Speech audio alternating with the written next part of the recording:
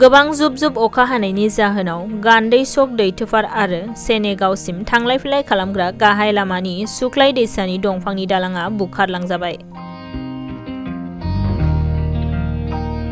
तामुलपुर जिल्लानि सिङाव थानाय गान्दै-सक दैथोफार आरो सेनेगावसिम थांलाय फैलाय खालामग्रा दैसानि सायाव थानाय दंफांनि दालांआ थांनाय हरनि 2 रिंगासो समाव गोबां जुब-जुब अखा हानायनि जाहोनाव भुटान हाजोनिफ्राय बोहैख्लायबोनाय दैसाया गिख्रंथाव महरै देरबोनायजों बुखारलांजानायाव ओनसोलनि रायजो राजाफोरा थांलाय फैलाय खालामनायाव जेंनाजों मोगा-मोगि जानांदों।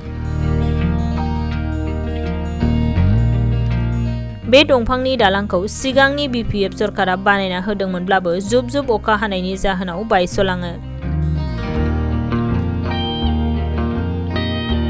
बे दालां बायनायनि खौरांखौ मोननानै दिनै आसामनि केबिनेट मन्त्रि उर्खाव गोरा ब्रह्म आरो बिटिआरनि इएम रनेन्द्र नार्जारिया नायगिदिंफैयो।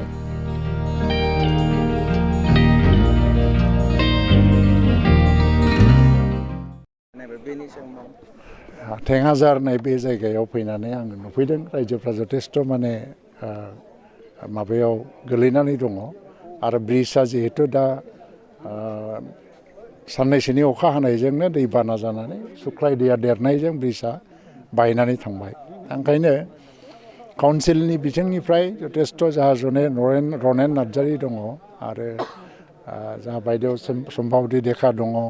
बिसोरबो नायदों, खबर लादों आरो रायजोफोरनि थांनाय फैनायनि थाखाय सुबिदा खालामना होनो थाखाय जथेस्थ' बेबस्थाखौ लादों। थेवब्लाबो जि ब्रिज जादों दा 2018 सननिफ्राय जागायदोंमोन, जोबनांसिगौमोन, 2 बोसोरनि गेजेराव जोबनांगौमोन। दा इन्जिनियारनिफ्राय आङो खबर मोननाय मथेबा टेकनिकेल माखासे प्रब्लेम दङ बाहाय, डिजाइननि मोनसे प्रब्लेम दङ बाहाय, बेखौ रिडिजाइन खालामफिननांगौ डिजाइन इन्जिनियार फैदों।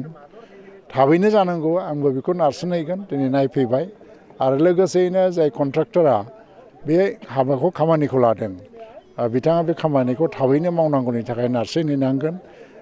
जोंनि बिथिंनिफ्राय गभर्नमेन्टनि बिथिंनिफ्राय दैबाना जायोबा रायजो राजाफ्रा जाहाथे बायदिसिना जेंनाफ्राव भुगिनाङो बेफोरनिफ्राय जों बोरैहाय रैखाथि होनांगौ, हेल्थ साइडनिफ्राय हेल्थ बिथिंनिफ्रायबो जों नायनांगौ बेमार आजार जाहाथे जाया, गथ' गथायफोरखौ बासायनांगौ आरो बबेबा गामिफ्रा रिलिफआव थानाङोबा रिलिफनि गासैबो राहा लामाफोरखौ जों लाना होनांगौ।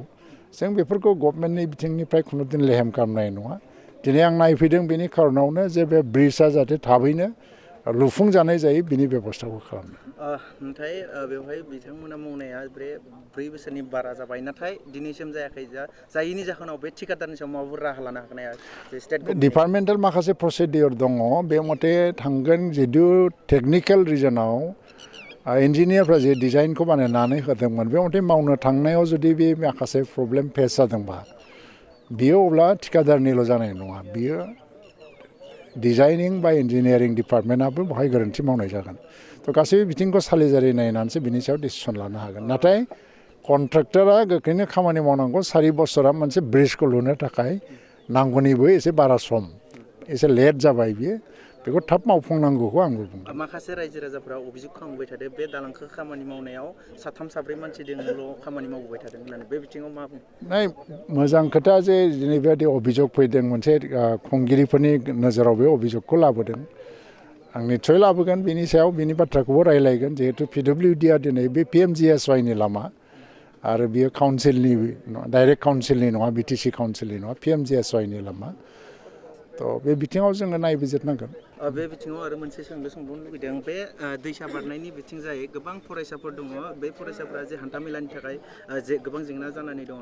दा बेखौ सुफुंनो थाखाय काउन्सिलनि बिथिंनिफ्राय राहा लाबाय थादों। रनेन नार्जारियाबो आंनो जामायबाय आरो जाहाथे बे फरायसाफ्रा गाबोन समफोरनिफ्रायनो थांलाय फैलायाव खुनु दिगदार जाया बेनि बेबस्थाखौ टेम्परारि भाबैनो जों पार्मानेन्ट दालां लुनो थांगासिनो दङ। खिन्थु टेम्परारि भाबै जिखिनि थांलाय फैलायनि हान्था मेलानि बेबस्था नांगौ बेखौ खालामना होनांगौ। दिनै रनेन नार्जारिबो दं, बेखौ जों रायलायबाय। आरो नोंथांनिसिम मोनसे सोंलु लुगैदों।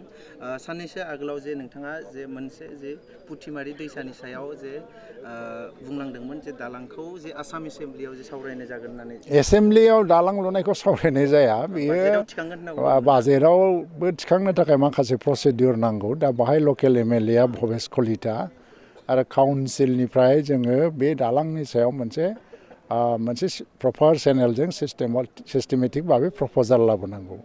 दा प्रप'जाल लाबोयोबासो बाजेटआव फैयो बेनि इनिसियेटिभखौ लाबाय थानाय जादों आं सानो गभर्नमेन्टनि बिथिंनिफ्राय बेखौ जोङो मोनसे फाइनाल स्टेजाव लाबोनो हागोन